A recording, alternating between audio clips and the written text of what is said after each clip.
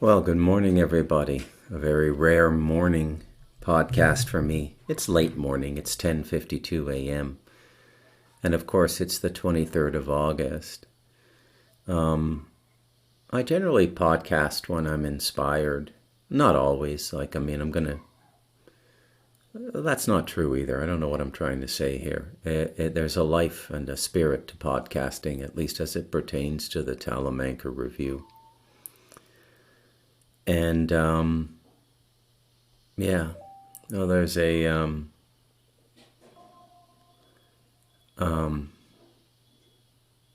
female-only service at the church, a bunch of female pastors. I didn't even know that even went on over here, but apparently it does. So, I'm back in my cubby hole here, in the ultimate man cave. You can see a lot more of it now, the way I've set up the iPhone camera. You can see that you just got little windows like that, no screens, and the walls are about 22 inches thick. They're earth bag with rebar put in and barbed wire horizontally, so they're incredibly strong. And when you're in here, you feel like you're in a cave. It's kind of beautiful. I like it. That's my meditation sofa back there, and this is where I come to meditate a lot of the time, which is the art of sitting quiet and, if not shutting off your mind, then becoming detached to what's going on. So I'm gonna spend a bit of time on this because I get a lot of questions on this. How do you meditate? And there are a lot of systems out there, okay? A lot of different systems. A lot of the yogic systems are breath-based, and this is a very specialized form of meditation or spiritual exercise that I would not engage unless properly trained. Okay, because it's very powerful, very phenomenological, and it's habitually known as Kriya Yoga. And some of the big yogis of our time have been Kriya Yogi practitioners. Sri M is a Kriya Yogi practitioner. I think Yoganda, for the most part, practiced Kriya Yoga. So, without getting into the mechanics of physiology associated with some forms of yogic meditation, what is meditation in its most basic form, and how does one begin? Well, recently I've spoken to a number of people, and some people say that they can't do it. They can't sit still for 30 minutes or an hour, which is they could if they really wanted to, but it would become a form of self-torture. But I find myself in the unfortunate position of telling you that you have to go through that. And that is the beginning stage for you in meditation, and if it's difficult and problematic for you, those are all the thought forms you've created and fed over days, weeks, months, and years. And they've become alive. They're alive. That's why they keep coming back to you against your will. They're living things now. I'm sorry that nobody ever explained this to you. I'm sorry that our education system in the West is completely anti-spiritual and completely devoid of any explanation on how consciousness works. Now, when I speak, I think one of the things I'm going to focus on is the same thing that the Christians focus on, which is astral purity, which means cleaning up the astral body. So this is what you would call low-level meditation, but it's unfortunately, it's where most people are at. And it has to be done. So this is where you begin. So if you sit down, and posture is not extremely important, you want to keep the back straight. Not rigid straight like an iron bar per se, but relatively straight. So if you sit cross-legged, your back is going to go into a straight position. I sit cross-legged back there. Okay? I don't do a half lotus or a full lotus. I just find a position where my feet are comfortable. And in a detached way, and this is difficult, but this is the art of meditation. Okay? So these various thoughts and concerns are going to run in. And every one of them will be banging a cowbell to get your attention. And that's the energy you've put into it. It's your own energy coming back to you. And 99 times out of 100, the energy that goes into these thought forms, which creates and sustains them, is nervousness, worry, preoccupation, and fear. Okay?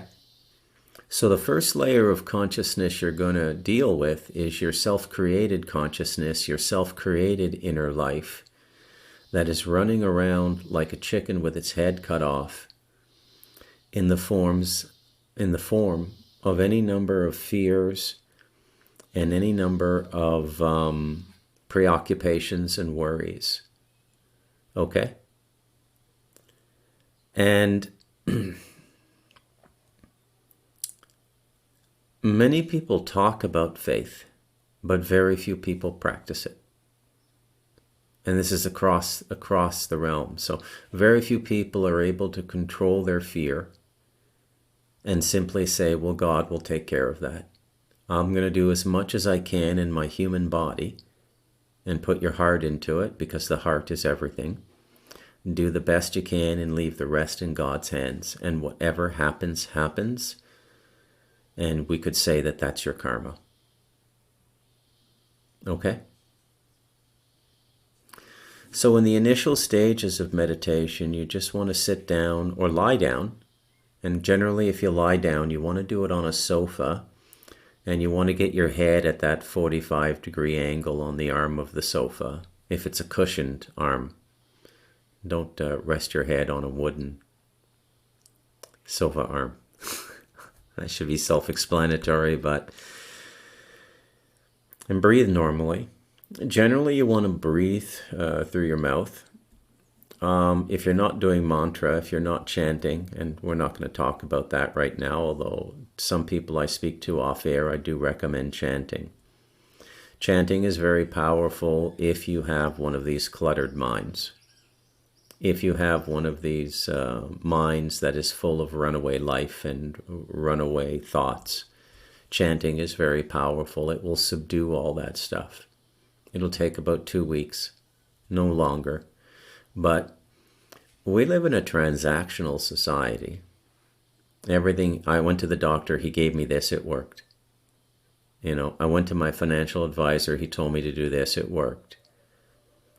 I wanted to feel this particular emotion. I wanted to feel afraid, so I went to the cinema and I watched this horror movie and it worked. I had a sexual impulse. I'm outside of a relationship right now, so I went online, went to Pornhub, I masturbated, and it worked. It's all transactional consciousness, right? When you get into meditation, the idea of transaction goes away and you're more involved in process. And process is going to take as long as it takes. And it depends how much negative consciousness you've built up through your fear, your worry, your preoccupation, your anxiety. There's no way out of it. Okay? You have to start. Meditation is the chemotherapy that starts irradiating those thought cells. Okay? Now, sticking with the general exercise, you want to just sit in a comfortable position, breathe through your nose for the most part. And I generally will put my tongue on the roof of my mouth. Now what that does is it stops your saliva glands from overworking, so you're not going to have to be swallowing and disrupting your meditation. So there's a few physical things that you should know. You breathe through your nose in a very relaxed way. If you want, as a form of meditation, and this is a beginning Buddhist meditation, you focus on your breath. They do this in Vipassana as well. You just focus on your breath and the rhythm of breathing. Okay? In your forehead, what's going to happen, what's going to begin to happen, the first part of meditation, if you start as an adult, is psychological. It's like therapy. Now, you have to realize that in sitting still, you're calling forward your higher self. You're saying that this personality with its accomplice, the mind, can't solve every problem and you need help. And even without a direct summoning, a direct mental petition of the higher self and the higher faculties, they come in to help because it's a part of you. And sitting in stillness is a cue to the higher self to come in and help. The higher self comes in and in very many instances guides the dream experiences. So you're already working with it if you dream. And what it's going to show you is all this chaotic imagery of your life. And even in the meditation, even with your eyes closed, breathing through your nose, your tongue on your mouth, as soon as you see one of these things that is one of your preoccupations, it could be the state of one of your children, it could be an elderly parent you're caring for, it could be your financial situation. As soon as it pops in a thought form, you're going to have this tendency to chase it like a dog chasing a squirrel. Okay? In many ways, the natural world we see with our eyes is a representation of our internal life. It's very interesting how it all works and how you start to see all these symmetries, which is why the Kabbalah and Taoism and Hinduism, before they explain the supernatural, they go out of their way to explain to you that you're not engaging the natural world properly. Okay? So you've got to work through the psychological stuff, and you've got to get to a point where it just can't get you in that mode anymore, where you're a dog chasing a squirrel. And this is what we call detachment. And so as you're going through meditation and you see yourself go after a thought form, just let it be. Just let it be and just try to stay detached. Say, I'm not going to chase that right now. I'm going to ask God for help. God is your higher self. Okay? And God will appear as an object force because you haven't unified yourself yet between higher and lower self. So God appears as an object force. But it's really you. Pretty much everything is us. Everything. Like, it's amazing the power of consciousness. And this is what another thing that meditation will teach you. It will teach you the raw, undistilled power of consciousness, which is in and of itself a kind of an amazing thing. So in the beginning, you just want to sit there and do 15-minute sessions. And start to do it intermittently throughout the day. If you can do 3, that's 45 minutes of meditation in 15-minute sessions. Don't push yourself. If you push yourself too hard, you'll build up a resistance, a mental, you'll create an attitude of contempt for meditation, and the meditative space should be sacramental. You should be going there to commune with your higher self, which is constantly and always trying to heal you. You just don't sit down and listen to it. You don't hear what it's trying to tell you. Okay? So there's a brief introduction to meditation. Another idea I have for people who find it almost impossible to meditate is to find an audiobook that you want to listen to. It could be fiction. Could be a collection of poetry, could be nonfiction. But something that is like, let's say, professionally read. And you can go to the Internet Archive and find all kinds of audiobooks now that are free. And you can find audiobooks all over the internet that are free. You don't have to pirate the New York Times bestseller list or anything like that. And another way of doing it is do the same posture and the same closing of your eyes and the same breathing and the same tongue on the top of the mouth. But instead of becoming consumed with what's going on in your consciousness, listen to the audiobook and try to form perfect images out of the descriptions being given to you by the story and the reader.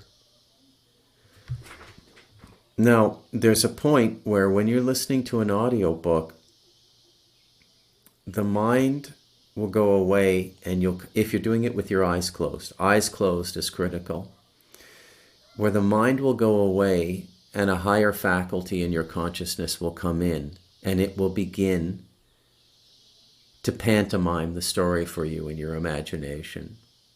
And that's an example of going into one of a low-level samadhi, a low-level trance state, where you're just, yeah, I see this perfectly. I see this book perfectly. Oh my God, the character. And you're there. You're there. It's almost like watching a movie in your forehead. Very, very powerful. I highly recommend it. Okay? And do that for a few months until you learn to create this internal space that's unmolested by your mind. And then try to occupy that internal space without an audiobook. You could do it with The Light of Darkness or Stardust Ranch. There are audiobooks for both of those books. I've been meaning to do one for The Devil in Us, but I don't know. That book is so personal. I don't know. Maybe I should read it aloud. I don't know. Now, what I really wanted to talk about today is something I briefly touched upon, I think, in last night's podcast. And I received a very good comment on it. And it turns out that Philip K. Dick and his wife may very well have been child sexual abusers. And this comes from Professor Hamamoto, who I respect and whose research is quite impeccable. And therefore, I'm inclined to give credence to what he's saying. I did not know this about Dick, okay? But it raises an interesting point. A lot of times when you're dealing with low-level internal consciousness like astral and stuff, a lot of people will use sex. It's very common. And Andrew Bartzis recommended this. Okay, to this day. I mean, if you watch one of his videos, he'll recommend this. And the sexual energy is used to develop psychic consciousness. That's why it's so critical in the MK Ultra programs and in the child conditioning in Jewish homes. Okay, and there is a lot of incest in Jewish homes. Okay, that's just the way. I'm not trying to be anti-Semitic, okay? It's just the way it is. So I'm not saying every Jewish home, but a lot of them that get into the Kabbalah and really get into it, they will have sex with their children. We had this guy in Canada, Dr. Levine, who wrote the sex ed curriculum for the then premier. This is about 15, maybe even 20 years ago. 15, we'll say. It's really been scrubbed from the internet. Very interesting. But Levine had a PhD in education, and he was called in as an expert to revamp the sexual education of Ontario students under the guidance of a radical lesbian premier, Kathleen Wynne. And it later turned out that Levine was an addicted pedophile, meaning that he was on online chat groups trying to hustle young girls, that he had sex with all 3 of his own daughters before they reached puberty. And he was unrepentant. And you're going to start to see more and more and more of this. You're going to see these people coming out and saying, yeah, I did it. How dare you judge me? You don't know how beautiful this is. You don't know what it does to me. There was a Catholic cardinal who got caught in the pedophilia. And in an interview, he said, I feel closer to God when I'm with the children. Okay, so again, you get this overlap between sex and pseudo-spirituality. Okay? And it's everywhere. And Dick may have used this to stimulate his creativity.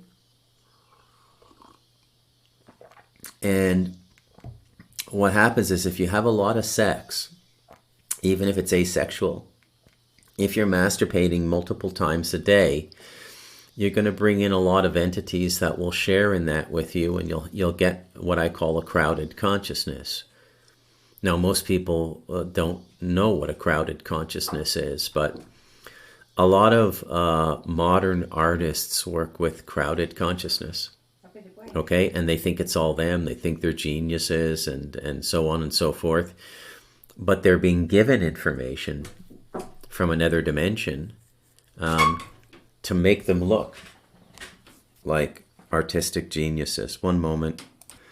Yeah, well, you may not realize it, but I've been gone for 40 minutes. My wife came in, and remember I told you how there's something going on here at the church, all female? Well, it turns out that there was one male there, and he's a pastor, and he works with the cruise boats that come into the port of Limon, and we just sat down and talked for 40 minutes about tourism. So it's really quite extraordinary what's happening here, and how it's all just sort of coming together synergistically. But I'm going to move quickly away from that topic because, well, you know why, right? I don't want to be an asshole and, talk about positive growth and things when most people are going through a depression level event. And let's be honest, it's a depression level event. I can't even remember what I was talking about. Oh, I spoke about meditation a little bit at the beginning. I spoke about sexuality and how it's often used to stimulate psychic centers and produce this middling consciousness that I constantly talk against because it's not fortified, it's not safe, and it's very easy to be destroyed in using that kind of consciousness, sexual-based consciousness expansion, psychic expansion, and things like this. Now, clearly, those of you who know a little bit about Philip K. Dick know that he was into Gnosticism and all kinds of stuff, but I never knew that he went to the dark side. And I have to thank one of our fellow listeners and participants in the Telemaker review, Christine Mose, for sending me that video and pointing it out to me. I think because I've lost my concentration so much, I'm just going to do a short one right now. I'll do another podcast tonight, but that's about enough for now. My mind is completely somewhere else now. It's all over the tourism. I'm Bruce McDonald. Okay, welcome back, ladies and gentlemen. I've decided that I actually am going to continue this podcast. Had a beautiful momentum going. Oh, I had such a podcast planned. But I can't really do it now because the momentum got fractured. I know I sound like some dandy here, I apologize for that, but it really is a butterfly wing kind of thing. But I do have something I can do to finish up and hit my time allotment for the typical podcast. And that is to answer some questions that were given to me, Substack, that were given to me on Substack. And I asked for questions, so if you want me to answer any questions, then just go ahead and ask, okay? And I'll do that every once in a while. I'll start a thread and ask some questions. Let's see, do I have another question here? Okay, no. So, earlier on today, I just asked the question, are there any questions anybody would like answered? I wouldn't mind doing a podcast once in a while. That's a question and answer with you, not on the videos. Now, I find it difficult to interact with my listeners, and that's fine. Maybe the Telemaker review is a deeply personal podcast, and I'm being stupid thinking that people are going to want to come out and talk about what it means to them. I accept that. So the questions here are another way of just sort of getting into the listenership and allowing you to ask a question. So we'll start with a question by Christine Mose, who I've spoken to off air just once. But by the way, I'm extremely reachable. If you ever want to talk to me, if you have any questions of a personal nature, I don't do this for a business. My time is yours. I want to do as much as I can for human beings in the time left in this cycle. Because remember, this is a redemption incarnation for me. I have been a major shitheel for the last 1,000 years. I got a lot to make up for. Okay? So I'm always available, and there's no fee. And we can talk for 30 minutes about anything you want to talk about. We can talk about, maybe your upbringing, if you went through a similar circumstance as me. We can talk about your endeavors at growing your inner life. Talk about politics, economics, the fate of the West, whatever you want to talk about. But I'm always open for a private conversation. Now, if you want to do that, send me a direct message on Substack, and I'll get it within 15 minutes. I'm usually in front of a computer. Computers everywhere here. There's a computer in that back room, a computer in this room, and a computer in the front house. That's why when you're watching the Talamanca Review, it's often the podcast is done from different locations. So let's get into this. Says Christine. UMM. Nice one, Christine. I have a question. Well, I know you do, Christine, because you answered the question part. I had to clean my glasses there. You have mentioned on the Talamanca Review that John Edmonds was a super soldier, yet that is never disclosed in Stardust Ranch. At least I didn't catch if it was.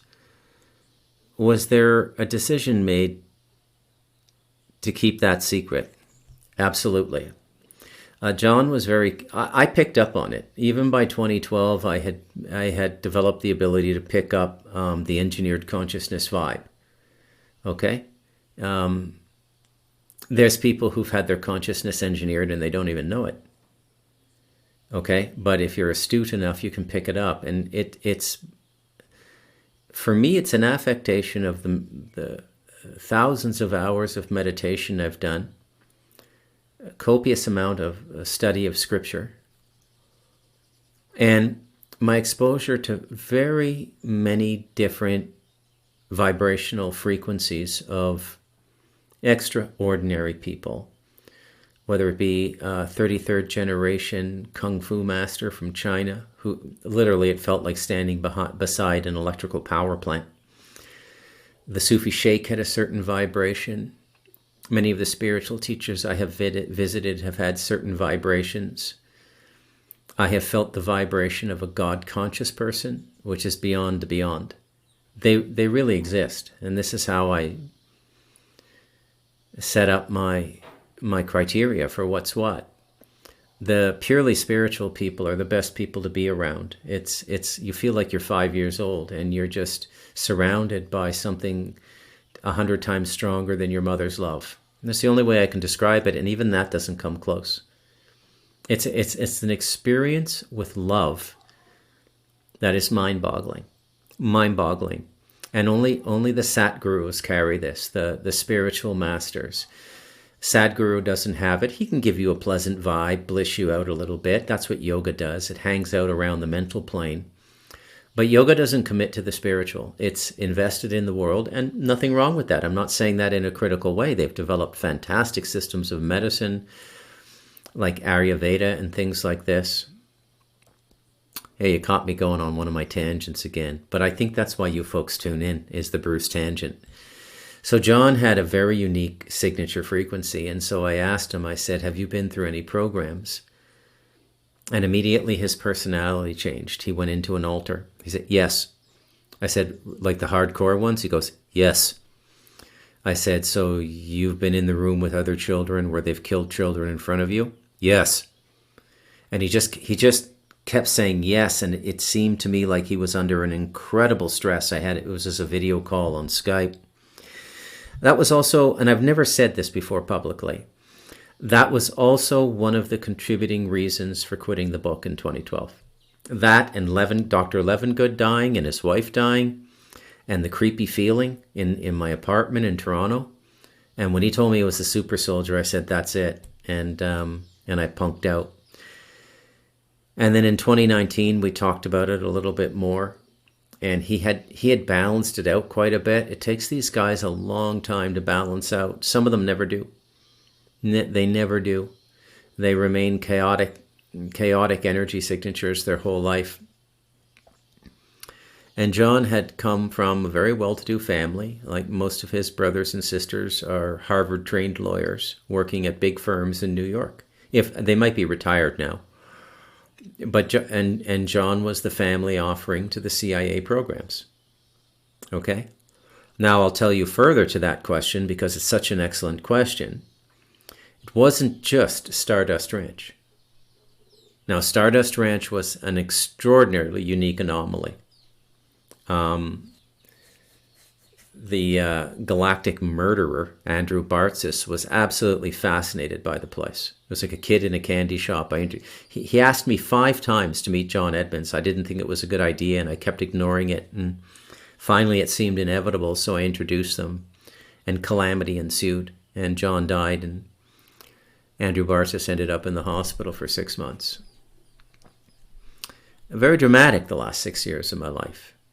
But what I'm saying is, I believe John was placed at Stardust Ranch as a kind of a sentinel, a soldier. Okay? Because these super soldiers were not just created to dominate and control us. They're used in covert missions for economic benefit by the controlling elite of one party. That's all true too. But they also serve another function as kind of human guardians against dimensional incursions. And that's why John was put at Stardust Ranch. And he was also put there to teach us that we can kill these things. That you can chop a gray's head off and it can't phase out and you've killed it. And you haven't really taken a life in the biblical sense because they're not really living things. They're 3D suits that disincarnate spirits go into to come and explore this world.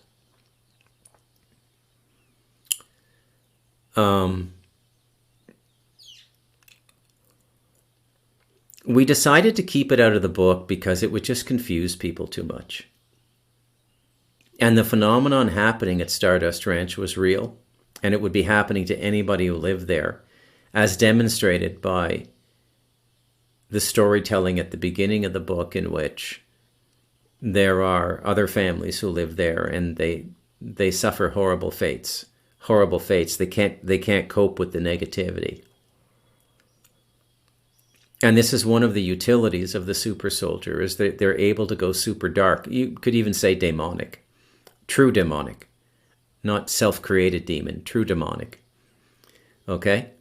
Bob has this ability in spades, although I think he wants to let go of it now. I have this ability to commiserate with demonic energy. I don't.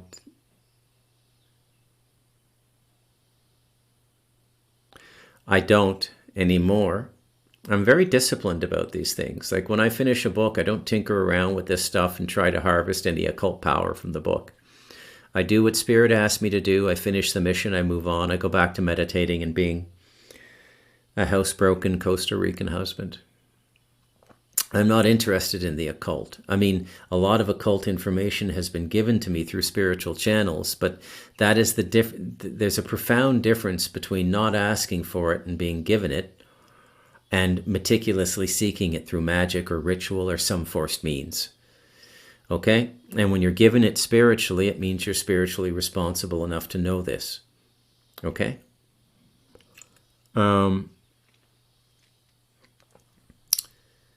So we deliberately kept it out of the book, and I just started talking about it. I waited till John died, and then I spiritually got his permission. He would not have told me if he did not want me to tell the truth after he died. Okay, so he gave me his tacit and his implicit and explicit permission. The implicit permission was given to me just when he told me about it, and the explicit was given to me in spirit after he passed. Okay. Now, again, I'm not a necromancer. Don't call me up and say, Bruce, can you ask my dead mother something? I can't do that. I'm allowed brief interactions with the other side if there's an agreed upon spiritual purpose to it and higher forces, God associated forces and beings agree to it. Never, ever break the rules. Ever. The rules down here are intractable. They cannot be broken. They cannot be violated. You may think you got away with it because nothing happens immediately. And that's because the causal force has the patience of Job. Okay? Now, continuing on with Christine Mose. Also, can you elaborate on something you said the other day about everyone already knows the truth, but we are just at different stages of returning to it? Or something to that effect. I began to sense something similar during the scamdemic. It seems so obvious to some of us what is going on. Yet we are surrounded by people who seem unwilling to recognize what is in plain view. Many of these people are far more intelligent and successful in life than myself. Yet there they are, replete with masks and multiple booster shots. I found it very difficult, impossible to bring them to their logical fallacies with polite, albeit pointed conversations. It occurred to me that eventually that they actually do understand what is going on, but they are not willing or ready to fully witness it for some reason. This vexes me to no end. Is it just a manifestation of their stage? Yes, more or less. I would say that if you were to hypnotize people, and before hypnotism, 3 out of 10 said that the vax and the pandemic were a scam and a depopulation exercise, and the other 7 got the vax and parroted the government propaganda. If you were to hypnotize 10 people, 3 and 7, as I just gave the numbers, I think under hypnosis, all 10 would admit that it was a scam. I mean, the 3 who knew it consciously didn't need to go into regression to understand it. But the other 7, if you ask their deeper self, they would, do you believe the pandemic was real? No. They would tell you. This is what I mean by we always know. And this is why it's important to spend time in meditation, because you're spending time with your deeper self and you're giving it power and strength to express itself in the world, to take over for the mind and the personality and the frightened little rabbit that is your ego, and to operate with the authority of a divine being. This is the whole point of spiritual practice, which is to build up this muscle, just like going to the gym builds up your body's muscles. I don't know why people find this so hard to understand. It's as plain as the nose on your face. But yes, there's a lot of people now who force themselves into a stage of denial. My brother's one of the smartest guys I know. He's done very well in life.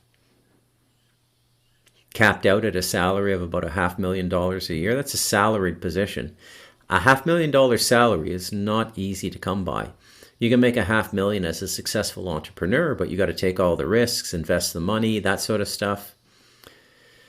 But $500,000 a year in a salaried position, banking or government, working with large pools of government money as an investor for the government, that's not easy to come by. My brother was a remarkably smart guy. But in this practical, spiritual, perceptual intelligence that Christine is talking about, my brother is literally one of the stupidest people I know. I can't get through to the guy. And it's reinforced by his public status. Well, how could I be wrong and you're right? You live in an earthbag house. You make $60,000 a year, Bruce. People think that way. right? Now, the last question is from my friend Mandy, who goes by her native name of Standing Brown Bear, and she really is native in Canada, lives in British Columbia. And to understand this question, you have to have read The Stolen Child. Now, I'm going to take a moment here to do something I hate doing, and that is to sell. You can get an EPUB of The Stolen Child for $1.99 and read it on your phone or read it on your tablet. Now, an EPUB has adjustable fonts. It's my favorite form of reading now, even more so over paper, mainly because I can't get paper up here, and I got used to EPUBs. But these days I just read, I either meditate on audiobooks, as I described in the first part of this podcast, or I read on my 11-inch tablet, which is the same size as a hardcover page, right? You can pick up The Stolen Child for $1.99. There's no excuse not to read it. It will change your life. It's got more going on. Even though it's fiction, it's got more truth in it than Light of Darkness and Devil and Us combined. Okay? Remember what I told you about how disclosure is done. And it's an incredibly enjoyable story. You'll keep turning the pages like you're watching a John Wick movie or a Matrix movie or something really gripping. It's a wonderful thriller, and it's brilliantly paced. It's a no-brainer. Pick up either a paperback for like $20 or an EPUB for $1.99. I would love to do a book club on The Stolen Child. And it's interesting, I've had 3 or 4 people reach out to me in the last 4 weeks or so who found occasion to read that book and just wanting to express the degree to which they were blown away. And that book is so shocking and disturbing as a work of fiction that even John Edmonds waited 6 months to admit to me that he'd read it. He didn't want to talk about it. It has a special effect on super soldiers. And when you read it, you'll understand why. It was almost written as a trance breaker for super soldiers. I didn't know that's what it was at the time, but after seeing it go through its readings in the last 13 years, because I published it in 2012, it's been fascinating to watch its journey. Okay? So Mandy asks, "Hi Bruce, I have a couple of questions for your book, The Stolen Child. Incredible book! Exclamation point, exclamation point. The novel blurs the line between demonic forces and human weakness. Do you think evil is something imposed on us from the outside, or is it something that lives within us, waiting for moments of fear and grief to take hold?" I think it's both. I think that the negative is here and the demonic is here to teach us. When you can't get it the loving way, you get it the hard way, but you're going to get it either way. You're going to get hell or you're going to get heaven. But either way, you're going to get it. You're not going to be able to deny that we live in a multidimensional reality. I've said numerous times on the Telemancer Review, and I'll repeat it now. If you have a bona fide engagement with a demon, and before the demon came into your life, you were leading an atheistic or an agnostic life, you can say unequivocally that demon blessed you, because that demon woke you up to spiritual reality. So don't tell me demons aren't doing good work. They are doing good work. The entire notion of the demon has been completely maligned by the rabbis and by the Vatican. They work with God just like the angels. The fall from heaven is something else. I think that has more to do with races that have come on this planet and been unable to escape and have been reincarnating into a mutated human form.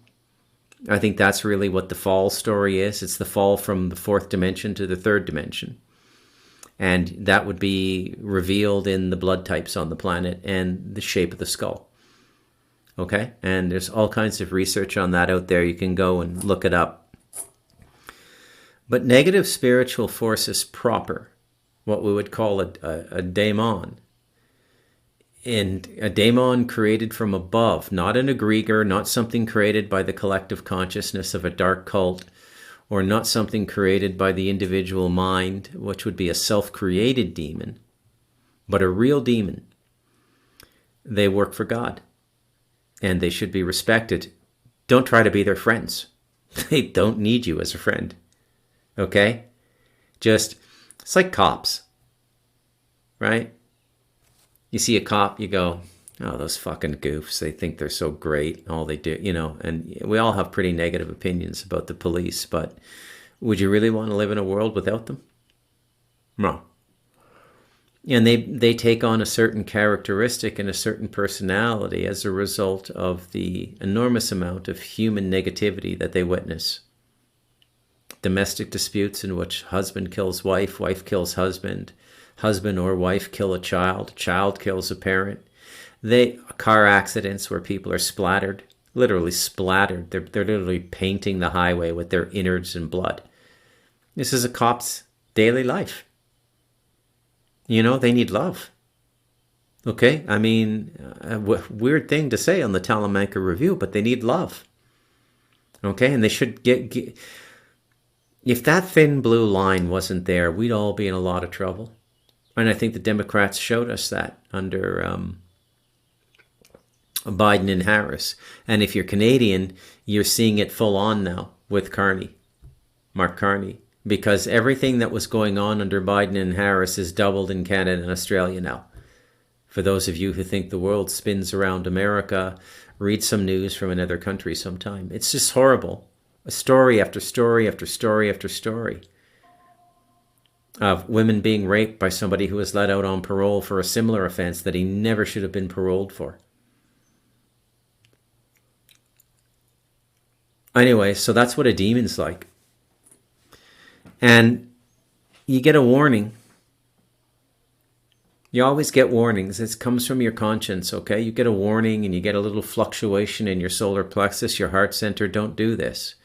If you do it once, you do it twice, you do it 3 times, you keep doing it. If you break the boundary in your consciousness, if you fracture your conscience to the point that something that you shouldn't be doing, you've now normalized and your mind thinks it's okay to do this, that is an invitation for demonic tutelage.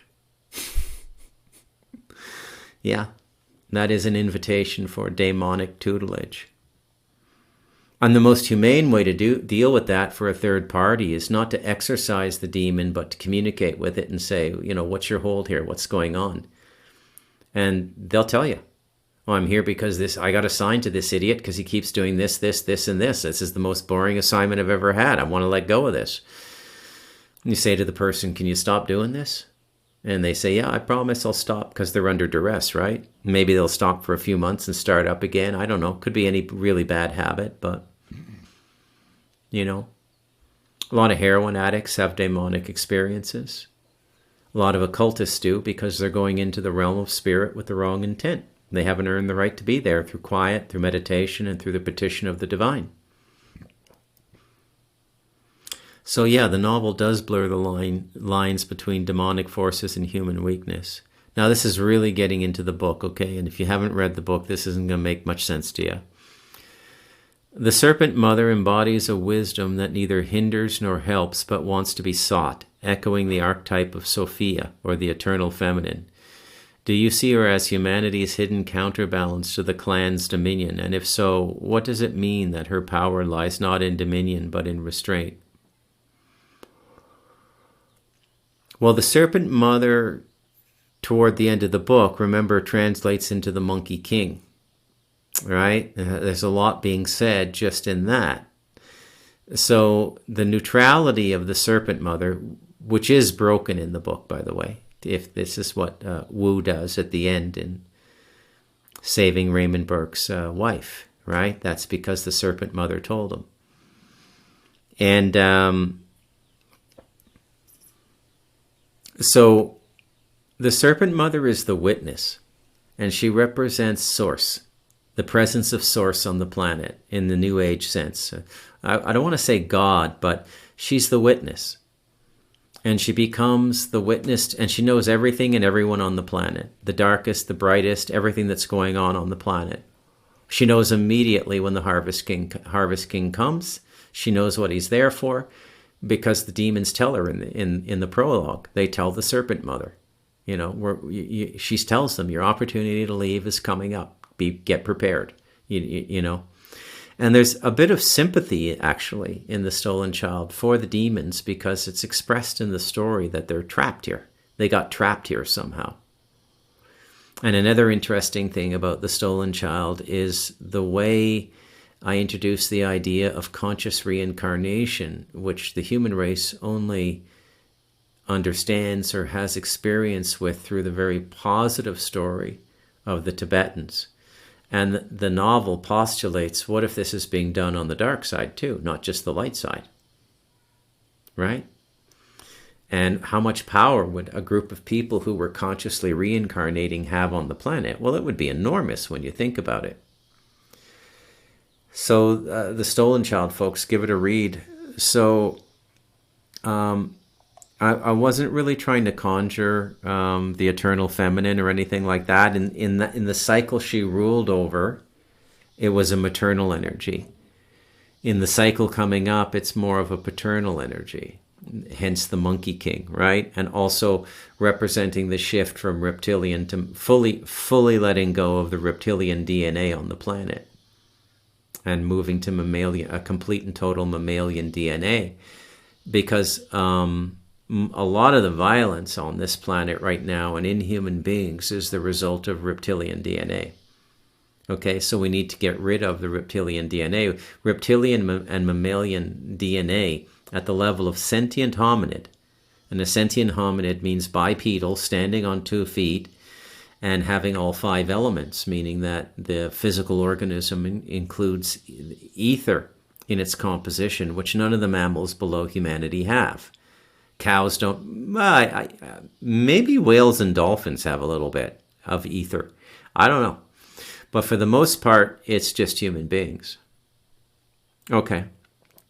And again, this next question is very specific to the book. The placement of 13 stones, 7 black and 6 white, feels more than a ritual detail. Was this meant as a distortion of the original medicine wheel, where 13 stones can represent a sacred balance in the lunar cycles? Yes. Do you see this as a larger theme in your work? Yes. That evil manipulates humanity not by inventing new systems, but by corrupting sacred geometries and medicine patterns, bending what is divine just slightly off its axis into domination. Yes.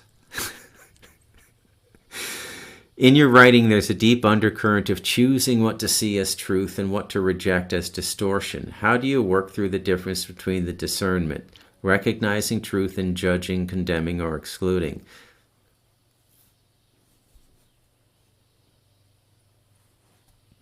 Well, the judgment is given to me, Mandy. It's given to me by the muse of the book.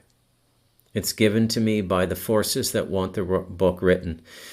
When you truly understand what writing is at a multidimensional level, believe me when first you have to master your craft, which is the language you're writing in. You have to have expression in that language. You have to have mastery of grammar, time, tense, everything. You have to know your tool, just like a carpenter has to know his saw and hammer.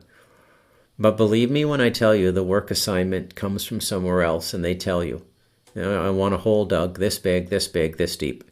This wide, this long, this deep. Okay, I'll get right on that, sir. And it's fascinating work. And it's very, like, The Stolen Child is the most fascinating book I've ever worked on.